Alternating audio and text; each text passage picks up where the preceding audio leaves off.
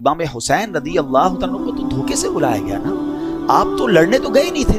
لڑنے کے لیے کون بچوں کو اور فیملی کو لے کے جاتا ہے؟ آپ کو تو باقاعدہ معزز مہمان کے طور پر بلایا گیا تھا کہ حضور آپ آئیں اور آ کر ہمیں بچائیں. ہم یزید کی بیعت نہیں کرنا چاہتے, ہم آپ کی بیعت کرنا چاہتے ہیں.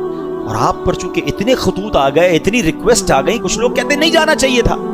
اگر امام حسین نہ جاتے تو وہ کوفے والے قیامت کے دن اللہ کی بارگاہ میں عرض کرتے کہ مولا ہم نے تو امام حسین کو بلایا تھا, وہ نہیں آئے, ہم نے مجبوراً یزید کی بیعت کر لی ان کی ہدایت کے لیے کیونکہ وہ بلا رہے تھے. آپ جاتے اور آپ نے بہت خوبصورت پلان ترتیب دیا. خطوط آ چکے تھے, ایویڈنسز موجود تھے, مگر آپ نے کراس چیک کرنے کے لیے مسلم بن عقیل رضی اللہ عنہ کو بھیجا کہ آپ جائیے وہاں جا کر پہلے حالات دیکھیے, پھر آپ بتائیں گے تو ہم آ جائیں گے. حضرت مسلم بن عقیل پہنچتے ہیں, سب لوگوں نے بڑا ویلکم کیا, ہزاروں لوگوں نے آپ کی بیعت کر لی. اور آپ نے خط لکھ دیا امام حسین کو کہ حضور یا تو ایوری تھنگ از اوکے, ہر بندہ آپ کے لیے انتظار میں ہے, اب آئیے.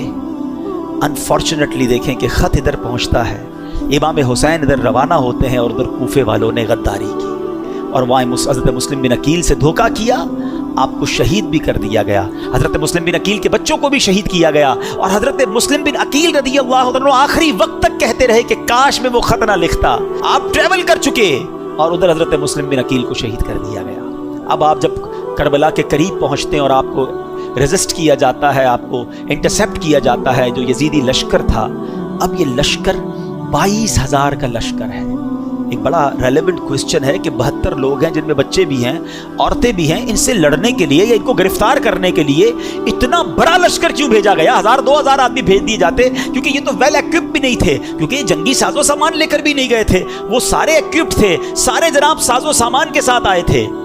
تو جواب یہ ملتا ہے کہ وہ جانتے تھے کہ ان کی رگوں میں شیر خدا کا خون ہے, یہ اتنا آسانی سے ہاتھ نہیں آئیں گے. اگر یہ لڑنے پر آ گئے تو 2-4 ہزار تو مسئلہ ہی کوئی نہیں ان کے لیے ہیں. تو اس لیے خوف کے عالم میں 22,000 کا لشکر بھیجا گیا. اور اب ایک بڑا عقیدے کی بات اشارتاً عرض کر دوں گا, جو عقل مند ہیں وہ انشاءاللہ بات کو پک کر لیں گے. کربلا کے میدان میں بھی نماز ہوتی تھی. ہاں, ادھر والے بھی جو تھے نا وہ نمازی تھے, اذان بھی دیتے تھے, کلمہ بھی پڑھتے تھے اور نماز کے وقت میں نماز بھی پڑھتے تھے. اچھا ہوتا کیا تھا, جب 22,000 لوگوں کی جماعت ہو رہی ہے تو امام حسین کو بھی وہاں چلے جانا چاہیے تھا. کربلا والے جو تھے, خاندان رسول والے, کہ آپ بھی سب جا کے بڑی جماعت میں پڑھ لیں. لوگ کہتے ہیں نا بڑی جماعت نہیں چھوڑنی چاہیے. تو کربلا کے میدان نے یہ بھی پیغام دے دیا کہ 22,000 کی جماعت الگ ہوتی تھی اور 72 والوں کی جماعت الگ ہوتی تھی. ہاں, یہ سمجھ جاؤ کہ امام اگر لاکھوں کا بھی امام ہونا اور دل میں عقیدہ درست نہیں تو امام بھی اس کے پیچھے نماز نہیں پڑھتے تھے. تو یہ عشق والوں کے لیے میسج ہے کہ بے شک جماعت تھوڑی ہو مگر